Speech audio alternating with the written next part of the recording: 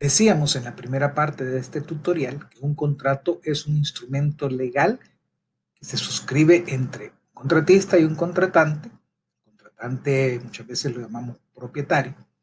Y el contratista, que es el constructor, se obliga a ejecutar el trabajo, proveyendo materiales, mano de obra, equipo, cualquier otro insumo. Y el contratante, o sea, el propietario, se compromete a pagar de acuerdo a lo establecido en dicho contrato. Y decíamos también que hay 4 tipos de contratos de construcción en El Salvador: el contrato cerrado por suma global fija, el contrato por precio unitario, el contrato por administración y el contrato llave en mano, que es un tipo de contrato que incluye el diseño y la construcción. Para poder aclarar de mejor manera estos tipos de contrato, tenemos este cuadro. Este cuadro donde se han comparado los tipos de contrato según su alcance, su forma de pago, los riesgos que se asumen, los plazos de ejecución, las posibilidades o no de ajuste de precios y los tipos de propietario, privado o público, con sus especificidades para cada uno de estos tipos de contrato.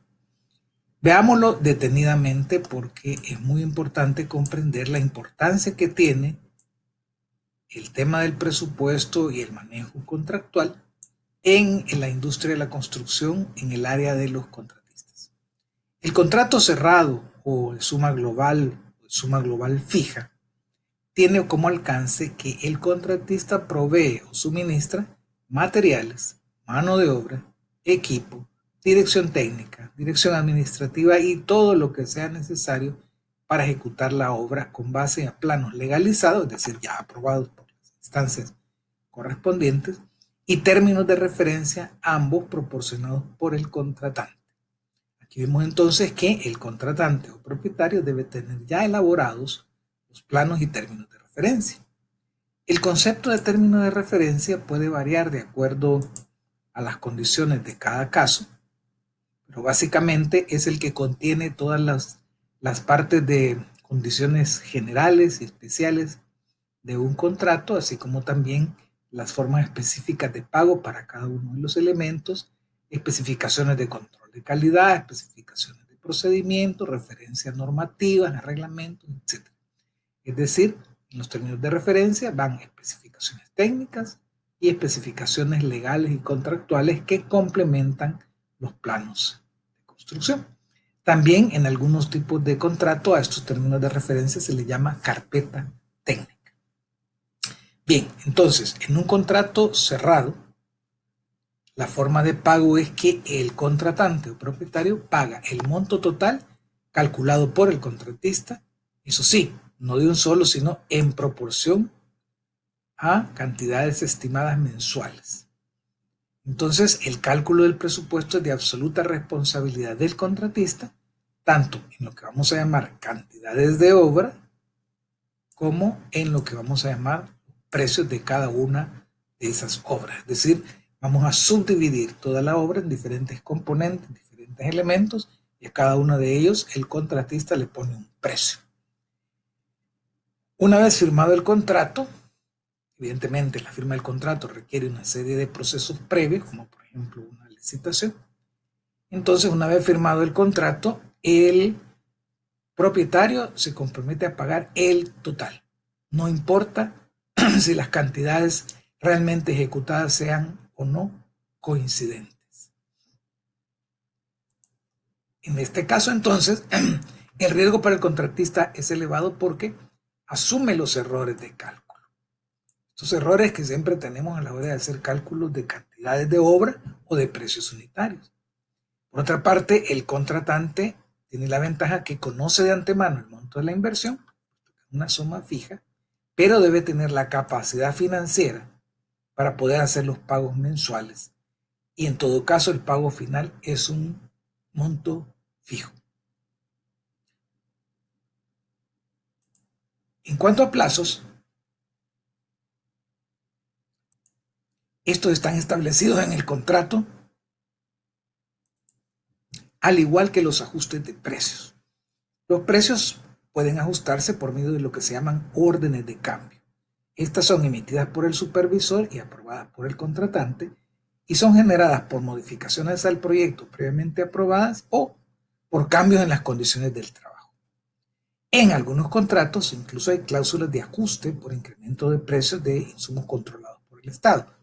Por ejemplo, el precio de la gasolina o el caso de los pagos de mano de obra, que vamos a ver que están regulados por el Código de Trabajo.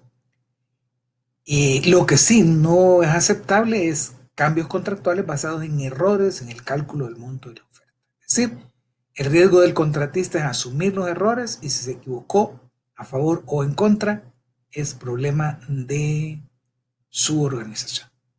Este contrato, el contrato cerrado, puede ser llevado a cabo por propietarios privados o públicos. En el caso de propietarios públicos, se rigen por la Ley de Adquisiciones y Contrataciones de la Administración Pública, conocida como el nombre de la CAP. Aquí incluyen las instituciones del gobierno central, del órgano judicial, del órgano legislativo, municipalidades, entidades autónomas, es decir, toda la organización del Estado, incluyendo alcaldías. El otro tipo de contrato es el contrato por precio unitario. En cuanto al alcance, es bastante similar al del contrato cerrado, es decir, se incluyen los materiales, mano de obra, equipo, dirección técnica, dirección administrativa y todo lo necesario para ejecutar en base a planos y términos de referencia también proporcionados por el propietario. La diferencia está en la forma de pago. El contratante, es decir, el propietario, pagará las cantidades de obra realmente ejecutadas. No son estimaciones de obra, sino cantidades medidas en obra a los precios unitarios pactados, según el avance de obra, pero medido por un representante del propietario que se llama supervisor. En este caso, el cálculo del presupuesto es de responsabilidad compartida, porque el propietario proporciona los datos de cantidades de obra y el contratista establece sus precios unitarios. Entonces se paga lo realmente ejecutado. En este caso, entonces, el contratista solo asume los errores del cálculo de los precios y el contratante, el propietario, asume los errores de las cantidades de obra. Esto es una ventaja para el contratista y una desventaja para el propietario porque no sabe exactamente cuánto es el monto de la obra, sino hasta finalizar. Los plazos también en el contrato por precio unitario quedan establecidos en el contrato y hay multas por retraso. En cuanto a ajustes, los precios pueden ajustarse por medio de órdenes de cambio, igual que en el contrato por suma global fija o contrato cerrado, emitidas por el supervisor, aprobadas por el contratante y generadas por modificaciones al proyecto previamente aprobadas o cambios en las condiciones del trabajo. También pueden haber cláusulas de ajuste por incremento de precios de insumos controlados por el Estado y no hay cambios contractuales basados en errores en el cálculo de los precios unitarios. Este tipo de contrato puede ser realizado por un propietario privado o público. Nuevamente, en el caso de un propietario público, una institución del Estado, del municipio o una autónoma, deben regirse por la Ley de Adquisiciones y Contrataciones de la Administración Pública, la CAP. Ahora bien, el contrato por administración sí es sustancialmente distinto a los dos anteriores. El contrato por administración, su alcance incluye únicamente la dirección técnica y administrativa para ejecutar la obra. Nuevamente, los planos y términos de referencia son proporcionados por el propietario. En este caso, el propietario pagará un monto fijo mensual o un porcentaje sobre los costos directos incurridos de acuerdo a cómo se ha establecido en el contrato.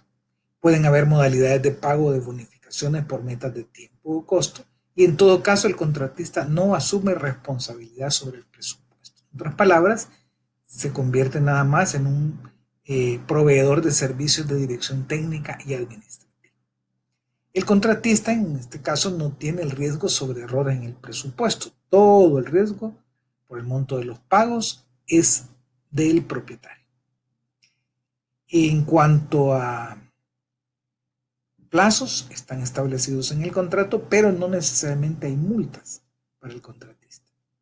Los cambios de los precios de materiales y mano de obra son absorbidos por el contratante y por consiguiente no es necesario un ajuste al monto del contrato con el contratista. Este tipo de contrato es propio de un propietario privado con buenas relaciones comerciales con el contratista porque requiere mucha confianza, mucha reciprocidad. Y en el caso del Estado, esta modalidad está muy restringida. Solo está referida al caso en que una institución del Estado se vuelva ejecutora de proyectos. Por ejemplo, algunas alcaldías que tienen capacidad de dirigir y ejecutar obras de construcción, sobre todo de obras de desarrollo local, pueden ejecutar obras por administración, siendo ellos entonces la unidad ejecutora. Ahora bien, después de estos contratos de suma cerrada, por precio unitario y por administración, está el contrato que se conoce como llave en mano, también conocido como contrato de diseño y construcción. El alcance de este tipo de contrato indica que el suministro de materiales, mano de obra, equipo, dirección técnica, administrativa y todo lo que sea necesario para ejecutar la obra se hace en base a planos y términos de referencia, pero en este caso elaborados por el mismo contratista. Es decir, la fase de diseño que lleva a los planos y a las especificaciones y demás términos de referencia son elaborados por el contratista, aceptados por el contratante, y en ese caso el contratante o propietario pagará el monto total calculado por el contratista, como si fuera una suma cerrada, siempre en proporción a estimaciones de obra de avances mensuales, pero todo el diseño de la obra y el cálculo del presupuesto es responsabilidad absoluta del contratista. En ese sentido, entonces, todos los errores, tanto de diseño como de cálculo del presupuesto, son del contratista. El contratante ciertamente corre el riesgo de una mala decisión al seleccionar el contratista, pues este debe tener una experiencia comprobada en el tipo de obra y además tener los controles suficientes para que no se salga del curso normal de un proyecto.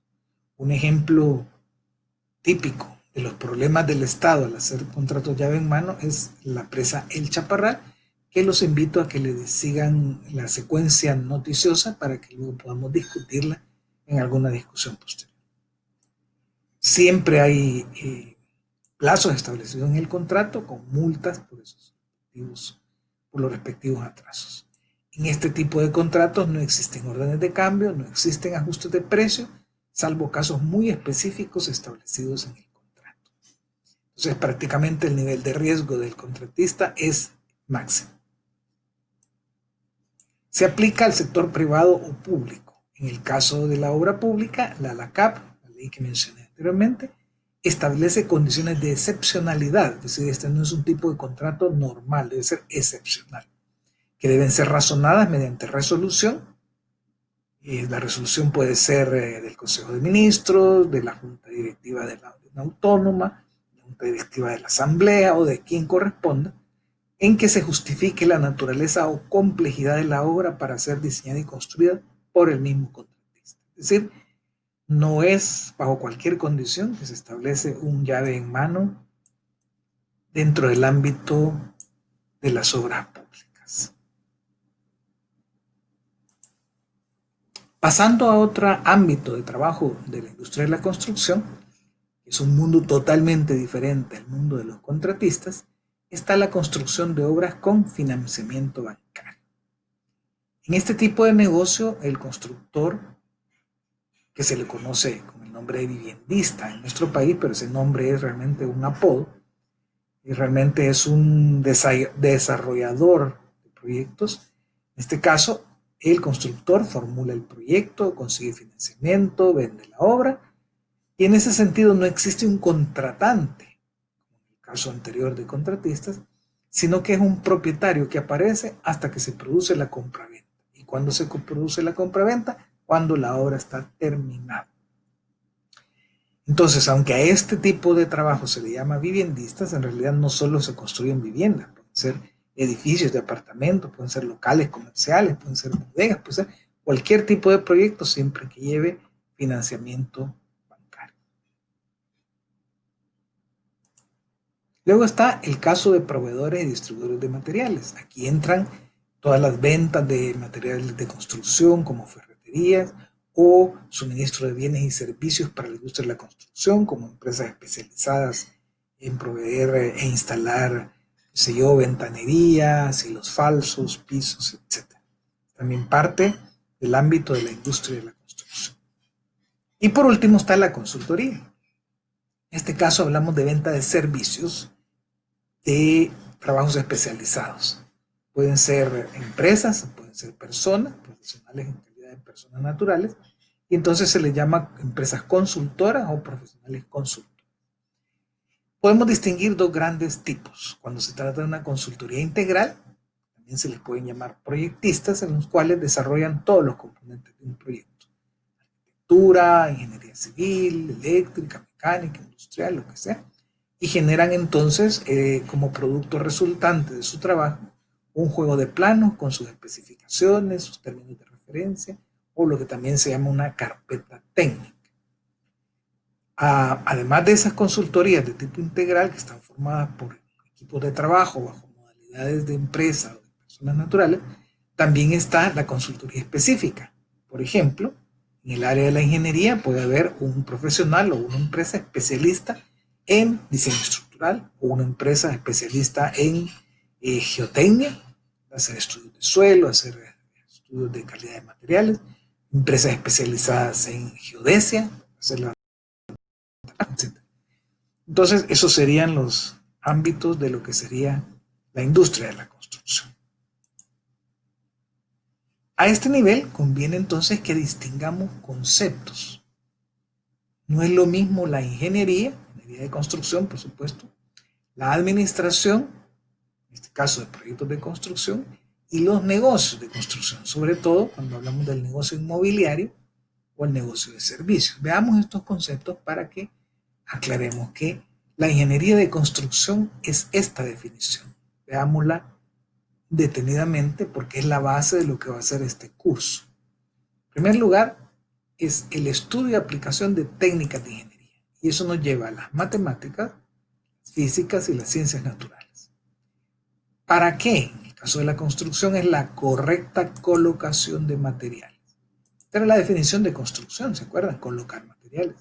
Pero aquí viene la parte de ingeniería, y es que deben ser materiales de calidad controlada, y eso implica aplicación de normativas, ensayos de laboratorio, etcétera, a materias primas, puede ser, qué sé yo, una arena de río, por ejemplo, productos semi-elaborados, como podría ser, por ejemplo, una vigueta en un sistema de entrepisos, que vamos a estudiar más adelante en este curso, o elementos ya prefabricados, como puede ser, qué sé yo, un lavamanos que ya está fabricado y solo se deben hacer las instalaciones hidrosanitarias. Entonces, esto sería los diferentes tipos de materiales que van a tener diferentes tipos de controles para lograr su calidad, tanto como control y como aseguramiento.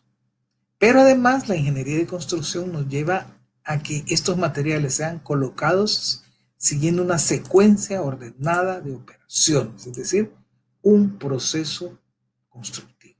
¿Que quien lo realiza son los obreros? Sí, pero aplicando la mejor tecnología disponible, ahí entra la ingeniería, y esto es importante, con la máxima eficiencia económica. Es decir, soluciones pueden haber muchas, pero la ingeniería busca no solo ejecutar esa construcción, colocar los materiales de una manera ordenada, en la debida proporción, con calidad controlada, siguiendo una secuencia, sino además con la máxima eficiencia económica.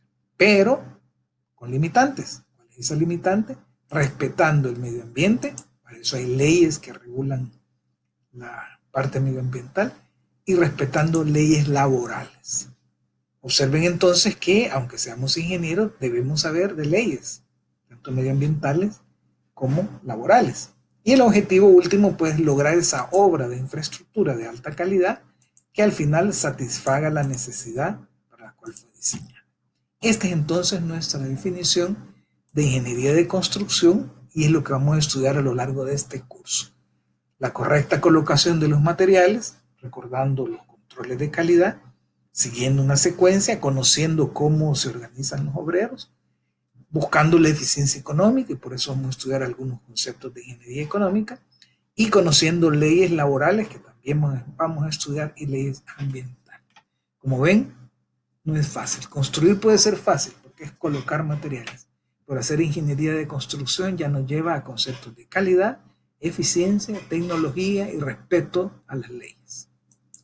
Por otra parte, está el concepto de administración, que de manera más moderna se le llama gestión de proyectos. Y para entenderlo, nos vamos a remitir a una instancia especialista en el manejo de proyectos, que es el PMI, el Project Management Institute. Y en términos generales, define la administración y gestión de proyectos como la aplicación de conocimiento, habilidades, herramientas y técnicas. ¿A qué? Actividades de proyectos, de manera que cumplan o excedan las necesidades y expectativas de lo que se llaman involucrados e interesados en tal proyecto. Como ven, esta definición es genérica, es aplicable a cualquier tipo de proyecto, no solo de construcción, pero que es perfectamente pertinente a lo que es la administración de proyectos de construcción. Sin embargo, conviene profundizar en la palabra proyecto, porque en nuestro medio confundimos proyecto con obra. Muchas veces van ustedes a escuchar el concepto, voy a ir al proyecto, cuando en realidad lo que deberíamos decir es voy a ir a la obra. Entonces conviene aclararlo, aunque al final lo utilicemos como sinónimo, pero conceptualmente es diferente. Proyecto se refiere a un esfuerzo complejo, no rutinario y limitado en el tiempo, el presupuesto y los recursos, las especificaciones por supuesto, para cumplir las necesidades del cliente. En otras palabras, no se refiere al producto terminado, sino a toda la cantidad de recursos administrativos, organizativos, cálculo de presupuestos, cálculo de cronograma, establecimiento de especificaciones, etcétera, que nos llevan a obtener el producto final. En el caso de la construcción, tenemos como objetivo satisfacer las necesidades de infraestructura, ya sea de la familia, de la ciudad, del país, etcétera, de acuerdo a lo que hemos discutido anteriormente de lo que es una obra de infraestructura. Entonces, proyecto, en términos generales, es un esfuerzo único, temporario y de elaboración progresiva. Estas tres características nos permiten entonces saber cuándo estamos ante un proyecto y cuándo estamos ante algo que no es un proyecto. ¿Y qué cosa puede no ser un proyecto? Un proceso. Si pensamos en el proceso de fabricación de concreto, diríamos que el proceso es, digamos, secuencialmente repetitivo. Hay que hacer un diseño, una fabricación, un transporte, una colocación, una consolidación y un curado. Claro, lo que será distinto es dónde lo vamos a colocar. Entonces ya la construcción de un elemento de concreto en un muelle no será lo mismo que en una residencia de una planta. Y ahí entonces es donde podemos identificar cuándo es un proyecto y cuándo no lo es. Un proyecto es único. Significa que alguna de las características lo distingue de productos similares. En la construcción nos pasa con mucha frecuencia que aunque estemos construyendo el mismo tipo de obra, pueden aparecer características distintas. Piense, por ejemplo, construcción de viviendas, digamos, en un proyecto donde son todas las viviendas iguales. Cualquiera diría, bueno, si es lo mismo hacer una que la otra. No, porque alguna estará ubicada en un suelo diferente a otro, en una topografía diferente, con unas condiciones de asolamiento distintas. Entonces eso hace que cada vivienda, aunque tenga procesos similares, como proyecto va a ser único. Temporario, tiene un comienzo y un final, y eso lo establecen los contratos. En toda obra de construcción hay una orden de inicio y una cierre o entrega de la obra, ya sea un contrato de construcción o sea un proyecto con financiamiento bancario o inclusive, estamos hablando de la venta de servicios especializados, también hay fechas de entrega. También el otro concepto característica de un proyecto es que es de elaboración progresiva. Esto implica que se va realizando cuidadosa y detalladamente por etapas. Y esto es bien claro en el caso de la construcción, donde tenemos que llevar una secuencia. Generalmente relacionada con el tema gravitacional. Casi siempre vamos de abajo hacia arriba. Y digo casi siempre porque veremos que habrán algunas excepciones. Entonces, aclarado eso, veamos cuáles son los parámetros que determinan las características del proyecto y cómo son los procesos dentro de un proyecto, y los aplicaremos a las obras de construcción. Los parámetros principales son alcance, tiempo y costo.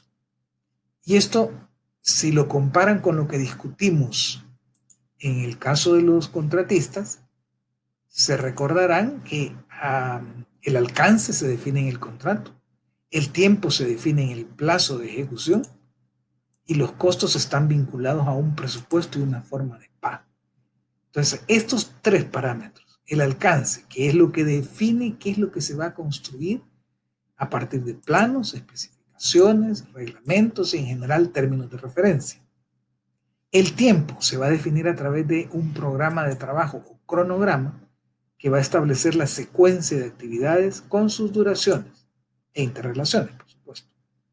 Y el costo, que estará definido por un presupuesto, que es la evaluación previa de la inversión monetaria. Esto es importante que tengamos claro. Un presupuesto es antes de ejecutar. El costo real es después de ejecutar. Entonces, esa evaluación previa de la inversión monetaria para cubrir todos los costos, materiales, mano de obra, equipo, fletes, subcontratos, administración, dirección, fianzas y cualquier otro tipo de gasto indirecto. Estos son entonces los tres parámetros básicos. Nuestros clientes siempre van a preguntar cuánto vale y cuánto se tarda. Y nosotros siempre tendremos que estar seguros de que el alcance esté bien definido en planos, especificaciones y términos de referencia para cubrir entonces las expectativas del cliente y que también el cliente sepa que hay limitaciones en los alcances. Pero también hay parámetros complementarios, no por ello menos importantes. Los vamos a enunciar porque será en otra materia en que ustedes van a estudiar lo que es la administración de proyectos. Pero está claro que no podemos hacer procesos constructivos sin el recurso humano. Obreros, técnicos, personal de campo, etc. Que la comunicación es importante. Y hablo de comunicación no solo verbal, sino también escrita, comunicación digital, videográfica, en línea, etc. Además, hay que abastecer de recursos, hay que llevar los materiales, hay que comprarlos, adquirirlos, trasladarlos. De nada nos sirve tener al obrero si no le damos el material para construir, y a la inversa, nada me sirve tener material si no tengo al obrero calificado. Aparte de estos tres parámetros está el tema de los riesgos. La construcción es un negocio de alto riesgo, sobre todo en el caso de proyectos con financiamiento bancario, donde el parámetro de éxito se resume en las ventas. Nada le sirve haber hecho un producto muy bueno si no lo vende. En el caso de los contratistas no existe el concepto de venta del producto, sino que es una venta del servicio. ¿A través de qué? De las licitaciones y presentaciones de oferta para obtener esos contratos. También no olvidar la gestión de la calidad, donde no solo es el control de calidad de los materiales, sino la calidad también de los procesos de colocación de los materiales, la calidad de los equipos, etc. Y complementario a estos parámetros está el medio ambiente, la seguridad y las reclamaciones. El medio ambiente, porque la industria de la construcción altera el medio ambiente y se ve involucrado fuertemente con las leyes al respecto. La seguridad también es un parámetro importante porque es un trabajo peligroso. Y las reclamaciones, porque es muy frecuente que se produzcan conflictos entre propietario y contratista, entre contratista y subcontratista, entre obrero y ingeniero, entre proveedor y contratista. Es decir, hay una gran diversidad de problemas de reclamación. Entonces, todo esto lo estudia la administración de proyectos. No va a ser parte de lo que estudiaremos como ingeniería de construcción. Aunque eventualmente hablemos de ello, no es el tema central. Entonces, los procesos administrativos en general de un proyecto son el inicio, que es la organización,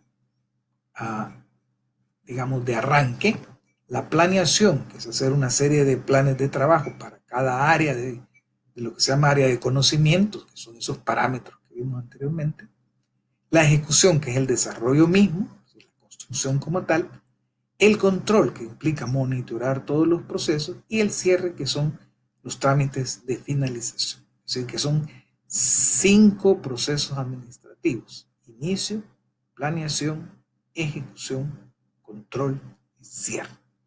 Todos ellos están interrelacionados de una manera secuencial, no necesariamente uno va detrás del otro.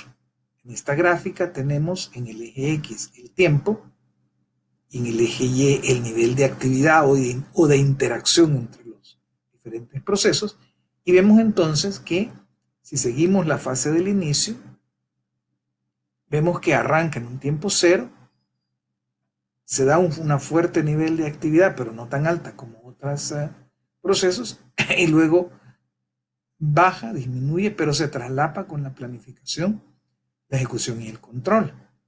La planificación es la actividad que toma más recursos que la iniciación o inicio y se traslapa luego con la ejecución y el control.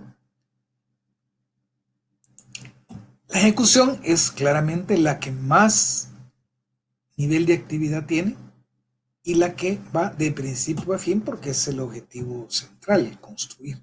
Pero también le acompaña el control. Aquí entramos mucho los ingenieros a controlar todos los parámetros desde el inicio hasta el fin.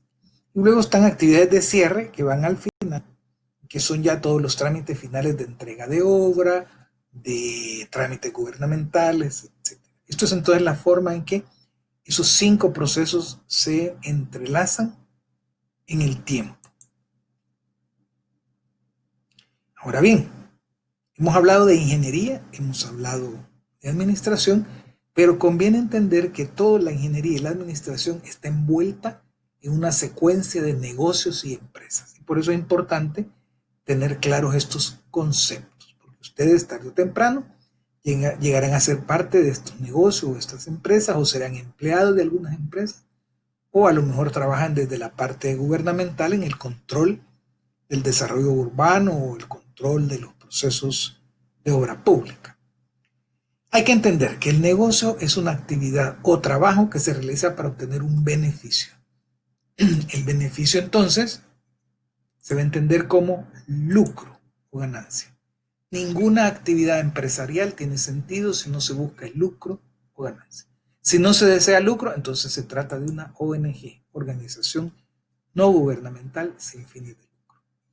Y entonces entre estos dos extremos está la empresa privada, entendida como una unidad económico-social que integra personas, materiales, elementos técnicos, con un objetivo básico que es hacer negocios a través de su participación en el mercado de bienes y servicios. Evidentemente, esta unidad económico-social, que se llama empresa, tiene influencia en la sociedad, tiene una responsabilidad social empresarial, debe de cumplir con las leyes laborales, con las leyes medioambientales, con toda la estructura legal de la República, pero en el fondo, en su esencia, tiene sentido sí y solo sí va a hacer negocios. Y hacer negocios significa tener ganancia. No es negocio si usted está en el ámbito de una empresa y solo está perdiendo dinero. ¿Esto es claro?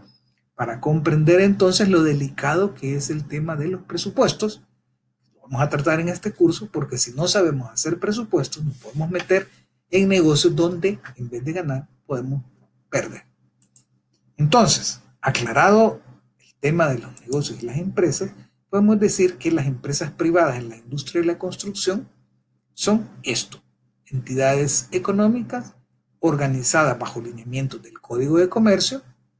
Ojo, desde el momento que se venden servicios o productos, estamos bajo el Código de Comercio, somos vendedores.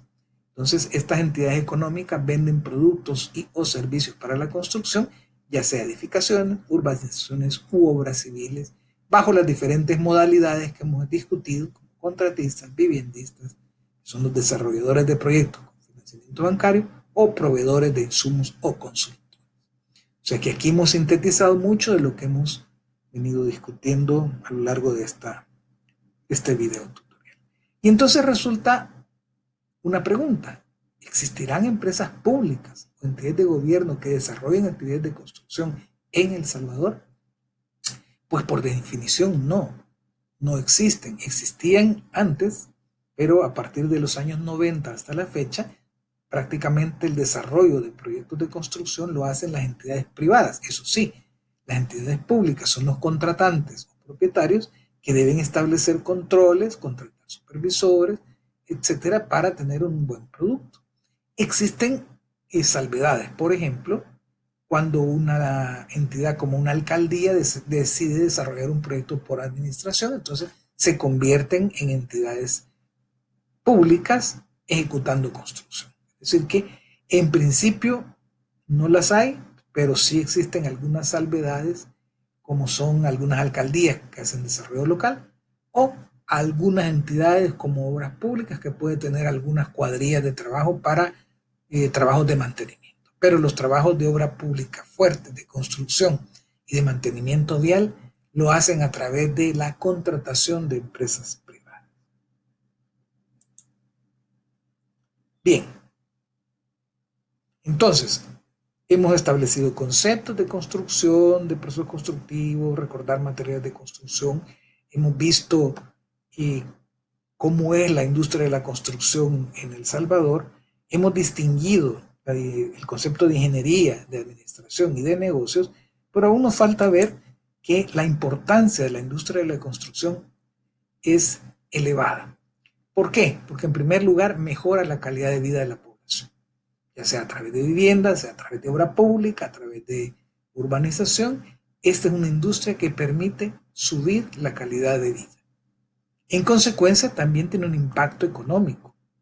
En El Salvador, por ejemplo, en el año 2019, la industria de la construcción aportó el 6% del Producto Interno Bruto, es decir, de todo lo que es la producción de bienes y servicios del país, el 6% lo generó la industria de la construcción.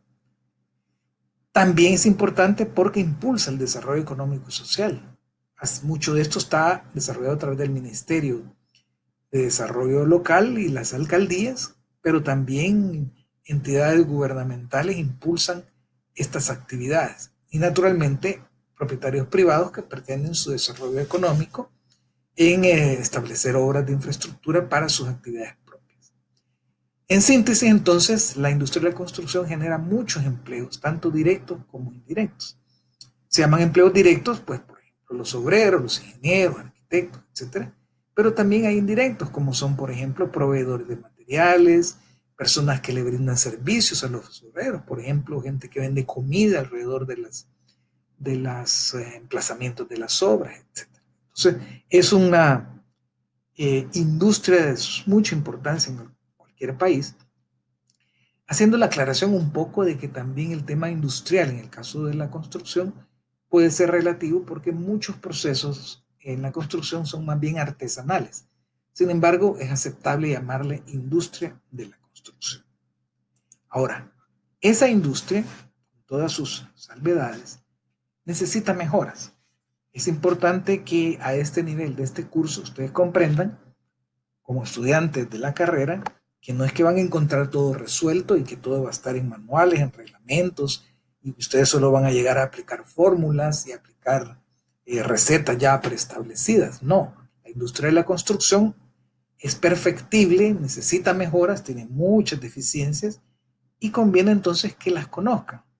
En esta parte final de este video vamos a plantearles los retos que ustedes como futuros ingenieros, futuros empresarios, futuros funcionarios estatales o autónomos o de alcaldías van a encontrar dentro del área de la construcción.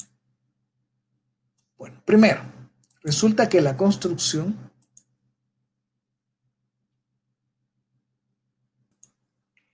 tiene un entorno donde predomina la improvisación sobre la planeación. Y esto es porque muchas veces se simplifica o se sobresimplifica la administración de proyectos o se subestima. Es muy típico decir, bueno, yo soy ingeniero y luego la parte de administración no me interesa, yo voy resolviendo en el camino, voy improvisando la planeación. Y hay que comprender que la ingeniería de construcción necesita de la administración de proyectos para poder lograr entonces un éxito en los proyectos. No basta con ser un buen ingeniero, hay que saber de administración de proyectos. Hay también una resistencia al cambio, resistencia a utilizar nuevas técnicas y conceptos.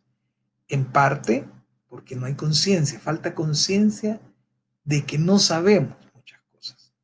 Más bien una inconsciencia que a veces resulta hasta el grado de incompetencia. Las técnicas y conceptos pues se pueden encontrar, por ejemplo, en el PMI, que tiene muchas herramientas que nos pueden servir como sustento administrativo, ya que la formación de ingeniería es muy técnica y no abarca todo el tema de la administración. De hecho, ustedes solo van a tener un curso de administración de proyectos, que evidentemente les va a hacer esto, falta de conocimientos, de herramientas administrativas para proyectos. Y eso lleva a una práctica empírica de la profesión, sin una estructura o metodología. Nos convertimos entonces en bomberos que vamos apagando los incendios durante el proceso constructivo. Y esto se debe a una serie de características que tiene la construcción.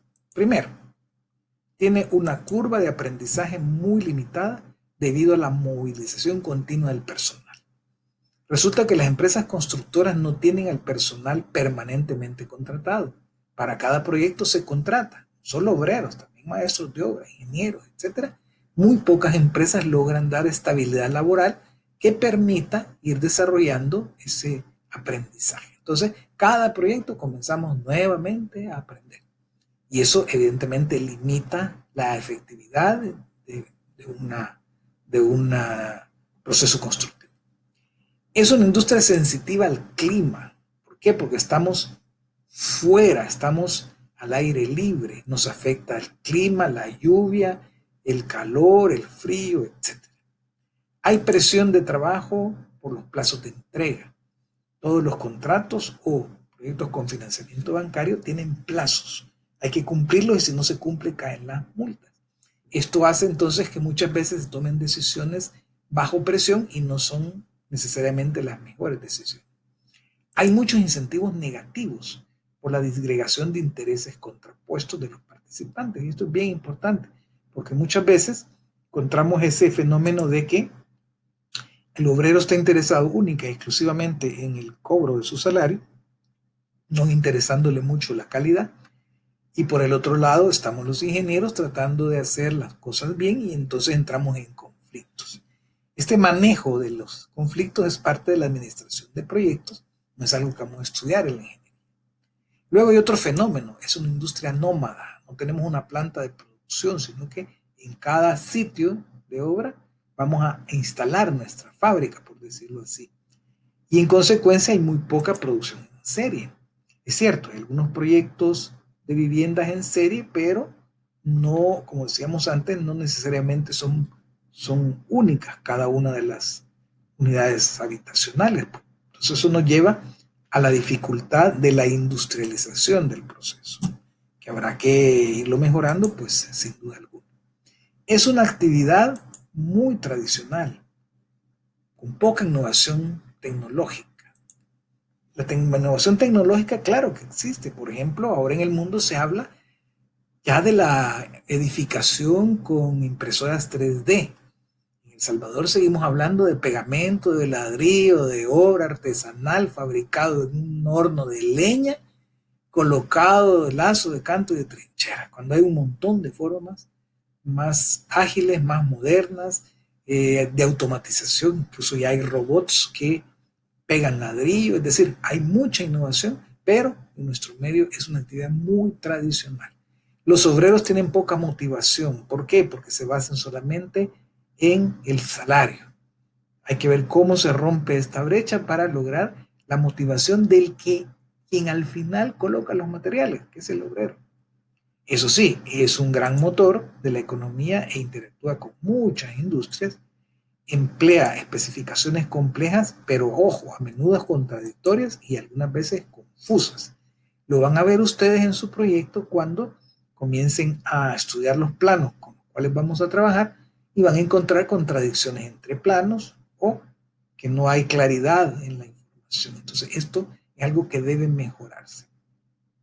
Muchas decisiones se basan solo en la experiencia y no en la investigación. investigación. Hay muy poca investigación en el área de la construcción y lo van a ver a lo largo del desarrollo de este curso de ingeniería de construcción. Y ya llegando casi al final, nos encontramos en que hay, en consecuencia, hay poca inversión en investigación y desarrollo. También tenemos el problema de la precisión, generalmente muy poco precisa. Piensa, por ejemplo, un albañil que está construyendo una pared, a veces no le interesa que hayan desplomes de 1 o 2 centímetros o desalineamientos de 1 o 2 centímetros porque después los empareja con un repello. Claro, cuando ya entramos al área de la construcción en estructuras metálicas, la precisión aumenta, o en prefabricados que la precisión aumenta muchísimo más. Entonces, también tenemos que los aspectos relacionados con la calidad del proyecto suelen limitarse a áreas muy estrechas y especializadas. Por ejemplo, control de materiales. Muchas veces hablamos de que control de calidad es solo controlar la calidad del concreto, del acero, la mampostería y la madera. Pero es que hay muchas otras cosas que controlar en la ejecución de la obra. La calidad del obrero, los tiempos y movimientos en el proceso constructivo, la calidad del presupuesto, la calidad del programa de trabajo, la calidad del plan de adquisiciones. Es decir, es mucho más amplio lo que puede ser llamado calidad del proyecto. Siempre nos limitamos a la calidad de la obra. Entonces, vemos que tenemos muchos aspectos que mejorar en la industria de la construcción y que con esta introducción se pretende que el estudiante de esta materia, ingeniería de construcción, se ubique tanto en esta etapa de formación como también en una etapa de futuro. ¿Cómo se mira usted como estudiante dentro de 3, 4, 5 o más años dentro de la industria de la construcción o fuera de la industria de la construcción?